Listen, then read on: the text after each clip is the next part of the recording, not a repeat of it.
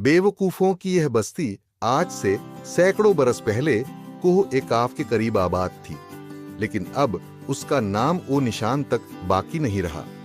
इस बस्ती के रहने वाले अपनी जहालत और नादानी की वजह से सारी दुनिया में मशहूर थे। हैरत की बात यह थी कि उन्होंने अपनी जिंदगी में कभी बिल्ली नहीं देखी थी, न ही वे बिल्ली के नाम और शक्ल से वाकिफ थे। इसी नादानी का नतीजा यह निकला कि बस्ती चूहों से भर गई। जिधर नजर डालो चूहे ही चूहे दिखाई देते थे। कोई घर ऐसा न था जहां चूहों ने डेरा न जमा रखा हो। लोग इस कदर परेशान थे कि हर कीमत पर उनसे निजात हासिल करना चाहते थे।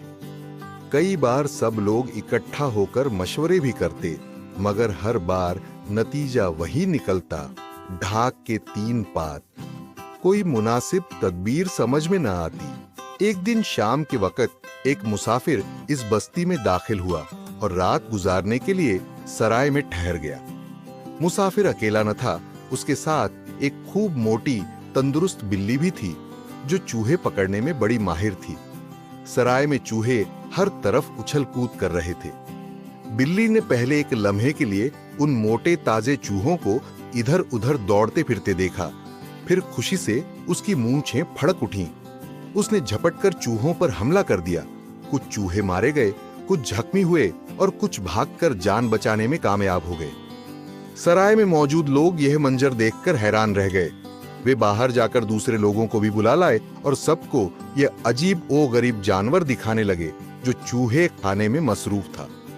सब लोग बड़ी हैरत और गौर से बिल्ली को देख रहे थे। उनमें से एक शख्स बोला, अगर यह कारामद जानवर हमें मिल जाए तो चंद ही दिनों में हम चूहों से निजात पा सकते हैं। सबने आपस में मशवरा किया और बिल्ली के मालिक को 1000 रुपए की थैली पेश करके बिल्ली खरीद ली। मुसाफिर के लिए यह तो सोने पर सुहागा था। टके की बिल्ली 1000 रुपए में बेचकर वह खुशी से फूला न समाता था। लेकिन उसके दिल में यह बात भी बैठ गई कि इस बस्ती के लोग इंतहाई बेवकूफ हैं, इसलिए बेहतर है कि फौरन यहां से निकल जाया जाए। उसे यह खौफ भी था कि कहीं उन्हें बिल्ली की असल हकीकत मालूम न हो जाए और वे अपनी रकम वापस न मांग लें। चुनांचे अगली सुबह वह सवेरे ही बस्ती छोड़कर रवाना हो गया। उसके जाने के बाद बस्ती वालों को ख्याल आया कि उन्होंने मुसाफिर से यह तो पूछा ही नहीं कि यह जानवर खाता क्या है। सब ने मशवरा करके एक आदमी को मुसाफिर के पीछे भेजा। उधर मुसाफिर ने जब पीछे किसी को आते देखा तो यह समझा कि वह रकम वापस लेने आ रहा है, इसलिए वह और तेज चलने लगा। आखिरकार उस आदमी ने दूर से आवाज लगाकर पूछा, ऐ मुसाफिर, ये जानवर क्या खाता है? मुसाफिर ने भी दूर से जवाब दिया, दूध और रोटी। बस्ती का वह बेवकूफ आदमी गलत समझ बैठा और वापस आकर सबको बता दिया, यह जानवर मोटी भैंसें खाता है। यह सुनते ही बस्ती में कोहराम मच गया।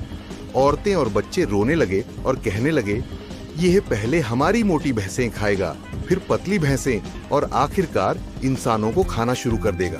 हमने पैसे देकर अपने गले में मुसीबत डाल ली। सब ने कहा कि इस मसले का कोई हल निकालो। बहुत सोच विचार के बाद फैसला हुआ कि इस जानवर को जहर दे दिया जाए। सब इस बात पर राजी हो गए, मगर अचानक एक आदमी बोला, यह जानवर तो मोटी भैंसें खाता है, जहर कैसे खाएगा? सब बेवकूफ बोले, यह तो हमने सोचा ही नहीं। फिर औरतें और बच्चे और ज्यादा रोने लगे। आखिरकार यह तय हुआ कि जिस घर में यह जानवर इस वक्त मौजूद है उसी घर को आग लगा दी जाए।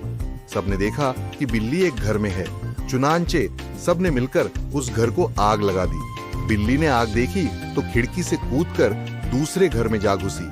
बेवकूफों ने दूसरे घर को भी आग लगा दी। इसी तरह एक एक करके उन्होंने सारे घरों को आग के हवाले कर दिया। जब पूरा गांव जलकर राख हो गया तो बिल्ली वहां से निकलकर उसी रास्ते भाग गई जिधर उसका असल मालिक यानी वह मुसाफिर गया था। बिल्ली को भागता देखकर सारे बेवकूफ खुशी से झूम उठे। वे एक दूसरे पर जले हुए घरों की राख डालकर खुशियां मनाने लगे, इस बात पर कि उन्होंने एक बहुत बड़ी मुसीबत से जान छुड़ा ली।